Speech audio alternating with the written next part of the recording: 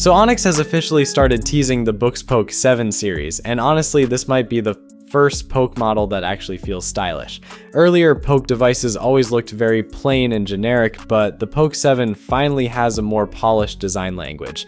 The device is reportedly launching in China on May 21st, 2026, with a global release likely happening later.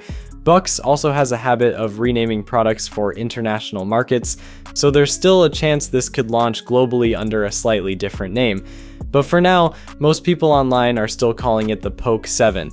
The leaked promo images show multiple color options too, including blue, white, and a sand-like beige finish, and honestly, not to overdo it, but it actually looks kinda cute. The back panel now has a ribbed texture instead of the smooth finish older Poke models used, which should make one-handed reading feel a lot more comfortable while also improving grip. It also appears to use a flush front display design this time, giving it a cleaner and more premium look overall. And because this is still a BOOX device, you get the biggest advantage people actually care about here: Android. You're not locked into a single bookstore or ecosystem like most e-readers. You can install different reading apps, switch between platforms, and basically use it the way you want. Now, the spec side is still mostly speculative, so I wouldn't tell you to expect massive upgrades just yet. The Poke 7 is expected to feature a 6-inch monochrome e-ink display, likely with a 300 ppi panel for sharp text clarity.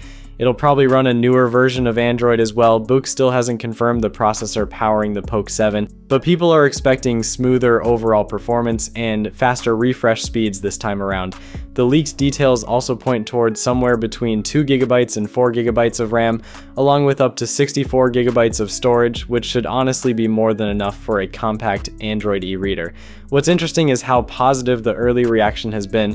A lot of people online seem genuinely excited that BOOX finally refreshed the design instead of releasing another plain black slab. Readers who prefer smaller e-readers are especially interested because compact Android e-ink devices are still surprisingly rare. Some users are also hoping the Poke 7 improves refresh performance and contrast even further through panel optimizations or newer e-ink tuning, especially since recent compact BOOX readers already use Carta 1300 displays.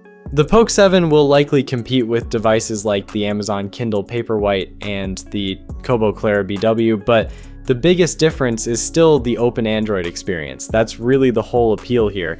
If someone wants a lightweight reader that can handle multiple reading apps instead of locking them into one ecosystem, the Poke 7 could end up being one of the more interesting compact e-readers this year.